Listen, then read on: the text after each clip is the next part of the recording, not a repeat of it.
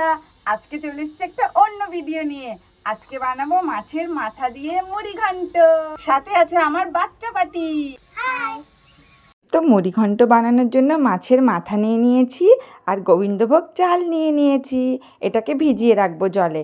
আর দেখো এখানে আছে সর্ষের তেল, আছে গোটা গরম মশলা, আছে ঘি আর গুঁড়ো মশলা। তো চলো সবার প্রথমে এখানে গ্যাসটা ধরিয়ে নিলাম। এবার গ্যাসের মধ্যে তেল দিয়ে দেব।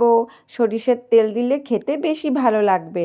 আর এরপরে দেখো চালটাকে ভালো করে জল দিয়ে ধুয়ে ভিজিয়ে রেখে দেবো 10 মিনিটের জন্য। ততক্ষণে মাছের মাথাটা ভেজে নিই। মাছের মাথাটা দিয়ে দিলাম বন্ধুরা। তো চলো এটাকে ভালো করে ভাজা ভাজা করে নিই। দেখো কত সুন্দর ভাজা হয়ে গেছে মাছের মাথাটা। চলো এটাকে এবার তুলে নেব। এরপরে আমি আগে থেকে আলু সেদ্ধ করে রেখেছিলাম, তো আলুগুলো টুকরো টুকরো করে কেটে ভাজতে দিয়ে দিচ্ছি। ততক্ষণে আমি পেঁয়াজটা কুচি কুচি করে কেটে নেব। এর মধ্যে দেব পেঁয়াজ, আর সাথে আদাও দিতে হবে। তো একটা ছোট্ট আদার টুকরো নিয়ে নিয়েছি, এটাকে একটু গ্রেট করে নেব। তো চলো দেখো আমার গ্রেট করাও হয়ে গেছে, সব রেডিও হয়ে গেছে। আর এদিকে আমার আলু ভাজাও হয়ে গেছে। চলো এবার আলুটাকে তুলে নিই। এরপরে কড়াইয়ের মধ্যে সামান্য পরিমাণে আরও একটুখানি তেল দেব। এরপরে দিয়ে দেব গোটা গরম মশলা। ভালো করে নাড়াচাড়া করে নিচ্ছি। তো চলো এবার দিয়ে দেব হচ্ছে পেঁয়াজটা, যে পেঁয়াজটা কেটে রেখেছিলাম। তো দেখো আমি এখানে পেঁয়াজটাকে দিয়ে দিচ্ছি। পেঁয়াজটা একটু লাল লাল করে ভেজে নেব।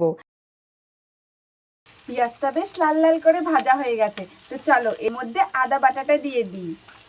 এই দেখো আদা বাটা, এটাও এর মধ্যে দিয়ে দিলাম। একটুখানি ভাজা ভাজা হয়ে গেলে এবার সব গুঁড়ো মশলাগুলো দিয়ে দেবো। কী কী দিচ্ছি তোমরা সেটা দেখতে থাকো। এবার এর মধ্যে টমেটো দিয়ে দেবো। টমেটোগুলো আমি আগে থেকেই কেটে রেখেছিলাম।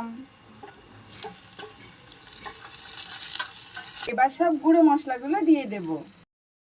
গুঁড়ো মশলাতে দেব হচ্ছে একটু নুন, সামান্য পরিমাণে হলুদ, একটু জিরে গুঁড়ো, একটু ধনে গুঁড়ো, আর ওপর থেকে লঙ্কার গুঁড়ো।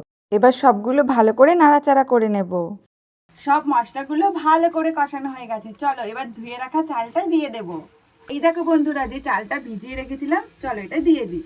এইবার এই চালটাকে দেখো ওই মশলার মধ্যে দিয়ে দিচ্ছি, দিয়ে একটু ভালো করে নাড়াচাড়া করে নেব। একটুখানি যখন কাঁচা মশলার গন্ধটা চলে যাবে তখন এর মধ্যে জল দিয়ে দেব চালটা সেদ্ধ হওয়ার জন্য। দেখো বন্ধুরা আমি এখানে জল দিয়ে দিয়েছি।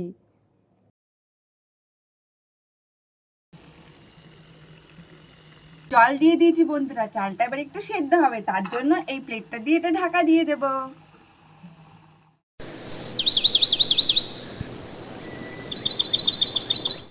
এই দেখো বন্ধুরা, চাল আমার সুন্দর করে সেদ্ধ হয়ে গেছে। এবার আমি মাছের মাথাটা দিয়ে দেব। আর এই হাতাটার সাহায্যে ভালো করে মাছের মাথাটা ভেঙে দেব। ভেঙে সুন্দর করে চালের সাথে ভালো করে মিশিয়ে নেব। আর এই যে আলুটা কেটে ভেজে রেখেছিলাম সেটাও দিয়ে দিলাম। মুড়ি ঘন্ট আমার হয়ে গেছে। নামানোর আগে চেরা কাঁচা লঙ্কা, 1 চামচ গরম মশলা, আর গন্ধ হওয়ার জন্য ঘি দিয়ে দিলাম। এবার পরিবেশন করার পালা। তো বন্ধুরা ফাইনালি আমার মুড়ি ঘন্ট হয়ে গেছে। এবার আমি বাচ্চা পাটিদের সাথে খেয়ে দেখবো কেমন হয়েছে। কি সুন্দর গন্ধ। চলো এবার খেয়ে দেখি কেমন হয়েছে। দারুণ।